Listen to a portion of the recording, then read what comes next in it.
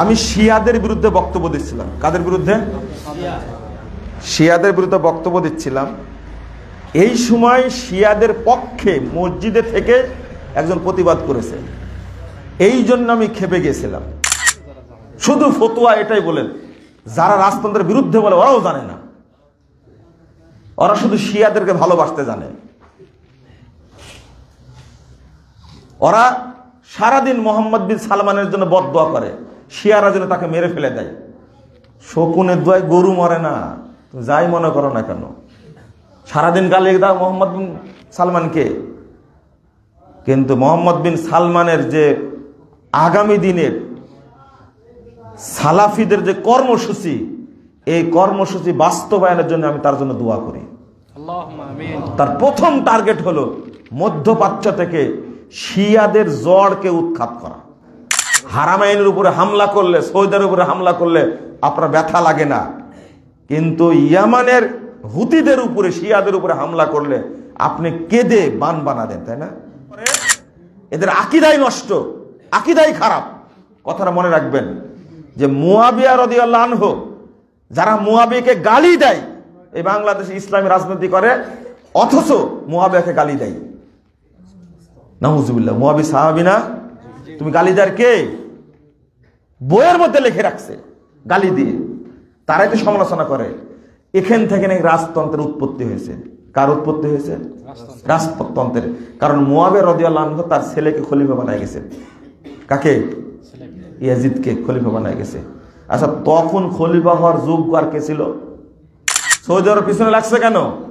তোমার লজ্জা করা, শরম করা উচিত। যদি দক্ষিণা বাতাস আসে, দক্ষিণা বাতাস যখন আসে তোমাকে তখন দেখি এক মহিলার আঁচলের তলায় ঢুকতে, আর উত্তরী বাতাস যখন আসে তখন দেখি আর এক মহিলা আঁচলের তলায় ঢুকতে। তোমার কোনো নীতি আছে?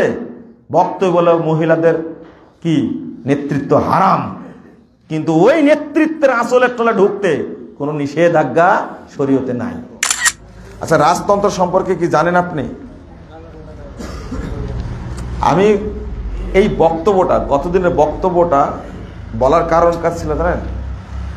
আমি শিয়াদের বিরুদ্ধে বক্তব্য দিচ্ছিলাম। কাদের বিরুদ্ধে? শিয়াদের বিরুদ্ধে বক্তব্য দিচ্ছিলাম। এই সময় শিয়াদের পক্ষে মসজিদে থেকে একজন প্রতিবাদ করেছে, এই জন্য আমি খেপে গেছিলাম। সৌদি আরবে যে রাজতন্ত্র চলছে, রাজতন্ত্র আসলে কাকে বলে? রাজতন্ত্র হলো রাজ্যের তন্ত্র। তন্ত্র ভাষাটাও ঠিক না। সৌদি আরবের পিছনে এই নাস্তিক্যবাদী ইহুদি খ্রিস্টানরা লাগছে এই কারণে যে বর্তমান বিশ্বে একটাই রাষ্ট্র যার কোনো সংবিধান নাই। সংবিধান হলো কি? কোরআন। বলে আলহামদুলিল্লাহ। কথা বুঝতে পারলেন? কিন্তু এই দেশে রাজতন্ত্র চালু আছে বলে এই যে মিথ্যা প্রচারণা চালায়, যেটা রাজতন্ত্র কয় ধরনের? উত্তর দেন। আপনারা খুব জানেন, তো আজকে সাইজ করি। বলেন রাজতন্ত্র কাকে বলে? রাজতন্ত্র কয় ধরনের? এটা তো জানেন না আপনারা। শুধু ফতোয়া এটাই বলেন, যারা রাজতন্ত্রের বিরুদ্ধে বলে ওরাও জানে না, ওরা শুধু শিয়াদেরকে ভালোবাসতে জানে। ওরা সারাদিন মোহাম্মদ বিন সালমানের জন্য বদদোয়া করে, শিয়ারা যেন তাকে মেরে ফেলে দেয়। শকুনের দোয়ায় গরু মরে না, যাই মনে করো না কেন, সারাদিন গালি দাও মোহাম্মদ বিন সালমানকে। কিন্তু মোহাম্মদ বিন সালমানের যে আগামী দিনের সালাফিদের যে কর্মসূচি, এই কর্মসূচি বাস্তবায়নের জন্য আমি তার জন্য দোয়া করি। তার প্রথম টার্গেট হলো মধ্যপ্রাচ্য থেকে শিয়াদের জড়কে উৎখাত করা। কথা বোঝা গেছে? ইরান আজকে ভয়ে ভয়ে উঠছে, এ ভয়াবহ করছে কে? একে করছে কে? নাউজুবিল্লাহ। পুরো রাষ্ট্রটা শিয়া রাষ্ট্র। আর মোহাম্মদ বিন সালমান বলে দিয়েছে যে ইরানকে এমন অবস্থায় নিয়ে আসব, মানুষ একদিন বইয়ে পড়বে, ইতিহাসে পড়বে, ওর অস্তিত্ব রাখবো না। আজকে ইয়ামানে অস্ত্র দিচ্ছে ইরান, সিরিয়ায় অস্ত্র দিচ্ছে ইরান, কারণ সালাফি সুন্নি মুসলিমদেরকে যেন মেরে ইয়ামান এবং সিরিয়াকে যেন নিঃশেষ করে দেওয়া হয়।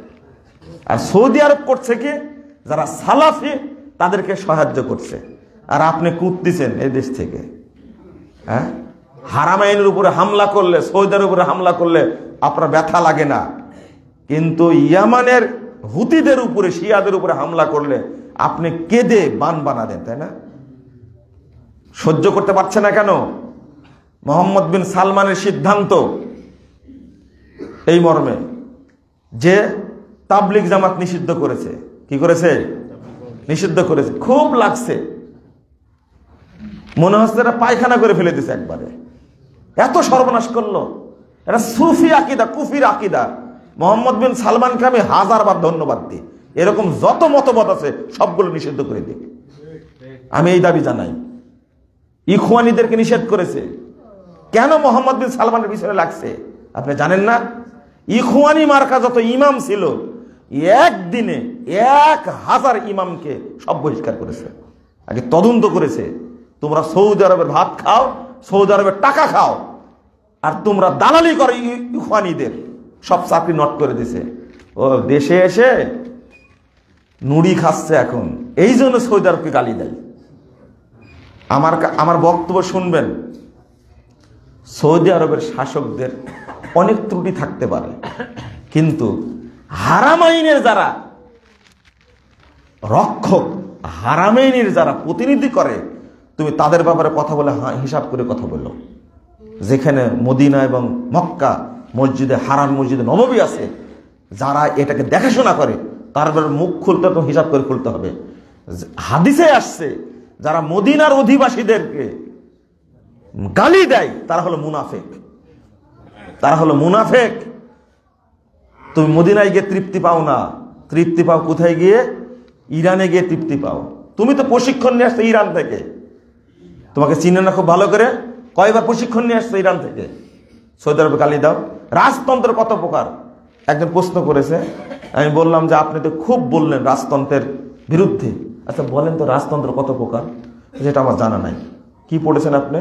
মাস্টার্স করেছি। কি করেন? আমি একটা ইসলামী দল করি। ইসলামী দল করেন, রাজতন্ত্রের বিরুদ্ধে বললেন, আপনার এই জ্ঞানটুকু নাই রাজতন্ত্র কত প্রকার? আরে দেখো, পড়াশোনা করেন আগে। দেশি ধমক গতকালকে, পড়াশোনা না করে প্রশ্ন করতে আসছেন। বলছে কোন বই পড়বো? ও কোন বই পড়বেন এটাও আমাকে বলে দিতে হবে? হায় রে অন্ধ! ভাত খায় তোর মুখের মধ্যে ঢুকা, তোমার লাঠি দিয়ে শিলে পেটের মধ্যে দিতে হবে, তাই না? এই জ্ঞানটুকু নাই তোমার, আর সমালোচনা করো। রাজতন্ত্র দুই ধরনের, একটা হলো নিরঙ্কুশ গণতন্ত্র এর রাজতন্ত্র, আর একটা হলো সাংবিধানিক রাজতন্ত্র। কি ব্রিটেনের রাজতন্ত্র আছে না? তার বিরুদ্ধে বলো না কেন? মালয়েশিয়া আছে না? তার বিরুদ্ধে বলো না কেন? জাপানে আছে না? চীনে আছে না? তারপরে ইটালিতে আছে না? ফাইজলামি করার জায়গা পাও না? সাংবিধানিক যেটা রাজতন্ত্র, সেটা সংবিধানের আলোকে পরিচালিত হয়। আর সৌদি আরবে কোনো কি নাই? সংবিধানই নাই। সৌদি আরবের রাজতন্ত্র কোনটা আছে? নাম কাও আসতে এই রাজতন্ত্র ভাষাটা ব্যবহার করে, এদের আকীদাই নষ্ট, আকীদাই খারাপ। কথাটা মনে রাখবেন যে মুয়াবিয়া রাদিয়াল্লাহু আনহু, যারা মুয়াবিয়াকে গালি দেয়, এই বাংলাদেশে ইসলামী রাজনীতি করে, অথচ মুয়াবিয়াকে গালি দেয়। নাউজুবিল্লাহ। মুয়াবি সাহাবী না? তুমি গালি দেয়ার কে? বইয়ের মধ্যে লিখে রাখছে গালি দিয়ে, তারাই তো সমালোচনা করে। এখান থেকে নাকি রাজতন্ত্রের উৎপত্তি হয়েছে। কার উৎপত্তি হয়েছে? রাজতন্ত্রের। কারণ মুয়াবিয়া রাদিয়াল্লাহু আনহু তার ছেলেকে খলিফা বানায় গেছে। কাকে? ইয়াজিদকে খলিফা বানায় গেছে। আচ্ছা, তখন খলিফা হওয়ার যোগ্য আর কে ছিল? আমরা ইয়াজিদকে ভালোও বলি না, খারাপও বলি না। এইটা হলো আহলে সুন্নাত জামাতের আকীদা। খুলে দেখো, বইপত্র তো পড়বে না। ওখান থেকে শুরু হয়েছে রাজতন্ত্রের বিরুদ্ধে বলা। ও রাজার ছেলে রাজা হয়, এটাই শুধু কি রাজতন্ত্রের সংজ্ঞা? হ্যাঁ, রাজতন্ত্র শব্দের অর্থই জানে না। তন্ত্র মানে কি? বলে রাজনীতি মানে কি? রাজার নীতি, তাই না? কে বলেছে রাজার নীতি? শব্দটাই বুঝে না। রাজতন্ত্র, আমরা তন্ত্রকে বিশ্বাস করি না। যে দেশের আইন কানুন সংবিধান হলো কোরআন, সেই দেশকে তুমি সমালোচনা করো। মন্ত্রী পরিষদ নয় সেখানকার, আছে না? কোন আইনটা বলে দিল যে এই আইন, গত কিছুদিন আগেও সৌদি আরবে জেনার বিচার হয়নি, প্রকাশ্যে বিচার হয়নি। তুমি করো তো দেখি।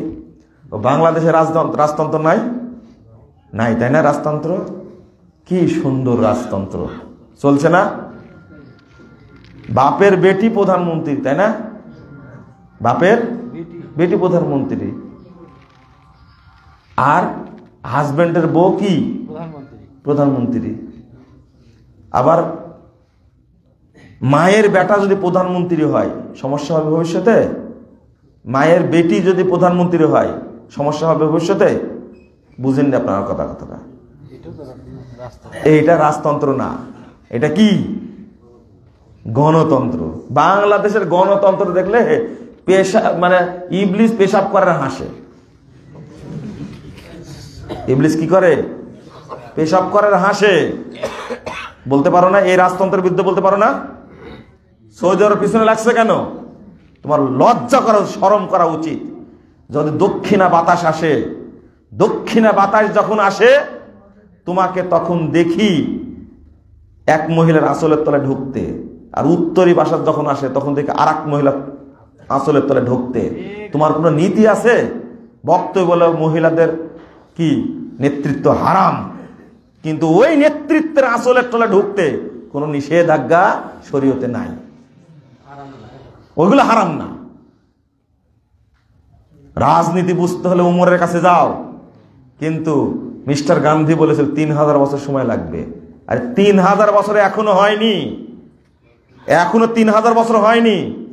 রাজনীতি শিখতে হলে মোহাম্মদ বিন সালামের কাছে শিখো। আজকে আমেরিকাকে, রাশিয়াকে, চীনকে এই মোহাম্মদ বিন সালমান একাই নাকে দড়ি দিয়ে ঘুরে বেড়াচ্ছে। তুমি কি জানো? বাইডেনকে থাপ্পড় শিরোনাম দেখনি তুমি? ব্যাপের বেটা একটা, আমি গর্ব করি। ও ইখওয়ানিদের নিষিদ্ধ করেছে, তাই তুমি কুতা শুরু করছো, তাই না? তোমার কুতকুতনি থাকবে না ইনশাআল্লাহ, আরো কিছু নিষিদ্ধ হবে। যখনই বিমানে উঠছে সৌদি আরব যাওয়ার জন্য, তখন বিমানবন্দরে কি জড়ো হয়েছিল? এবার কি সব তাবিজ জড়ো হয়নি? এটা বিমানে উঠতে বাংলাদেশ বিমান বিজ্ঞপ্তি দিল, তাবিজ নিয়ে কেউ এয়ারপোর্টে যাবেন না। ও হারামখোর নাকি মরে তাবিজ ছাড়া, মক্কায় গিয়ে কেউ মরেনি, ঠিকই ঘুরে আসছে। হ্যাঁ, আমাদের কারো সন্তানের গায়ে তাবিজ আছে? তুমি তো কুতা শুনেছো ওই জায়গাতে, কুতা বুঝেন না? তোমার কুতকুতুনি এই জায়গাতে। সৌদি আরব এগুলো নিষেধ করবে কেন? খালি দোষ ধরো, তাই না? ভালো দিকটা দেখো আগে, ভালো আর খারাপের তুলনা করো। আল্লাহ এদেরকে হেদায়েত দান করুন। শিয়াদের পেশাব পায়খানা খেতে খেতে এদের ইজ্জত নষ্ট হয়ে গেছে, জ্ঞান বুদ্ধি সবই নষ্ট হয়ে গেছে। আল্লাহ এদেরকে হেদায়েত দান করুন। আমিন। সৌদি আরবের রাজতন্ত্র দেখেছে, যেখানে কোরআন দ্বারা শাসিত হয়, রাজার ক্ষেত্রে, মানে কি বলবো, যে রাষ্ট্র পরিচালনার ক্ষেত্রে তোমরা উমর রাদিয়াল্লাহু আনহুকেও গাছে উঠাইছো, চিনি না তোমাকে? তুই ফতোয়া দিলে উমর কেন তারাবির সালাত জামাতে শুরু করলো, উমর বেদাত করেছে, তোমার ইজ্জতই নাই। তুমি বলে দিলে উমর রাদিয়াল্লাহু আনহু গণতন্ত্রের মূর্ত প্রতীক, তোমার লজ্জাই নাই। গণতন্ত্র জন্ম হয়েছে কালকে, আর বলে উমর রাদিয়াল্লাহু আনহু গণতন্ত্র মন্তব্য ছিল। ইসলামে গণতন্ত্র, তোমার লজ্জা শরম কিছুই নাই। ইসলামের মধ্যে গণতন্ত্র ঢুকতে পারে কোনোদিন? বলতে কি ইসলামে গণতন্ত্র এই শিরোনাম বলা যাবে? ইজ্জতই নষ্ট করে দিচ্ছে। আগে ভালো হও। বেদাতীদের সালাম দেওয়া যাবে কি? না, দেওয়া যাবে না। মৃত সন্তান জন্ম নিলে তার নাম রাখা, আকিকা দেওয়া যাবে কি? যাবে। গর্ভবতী নারীর পেটে যদি বাচ্চা মারা যায় তাহলে আখিরাতে সন্তান পাবে কি? সন্তান পাবে মানে কি? এই মাকে সে জান্নাতে নিয়ে যাবে যদি মুমিন হয়।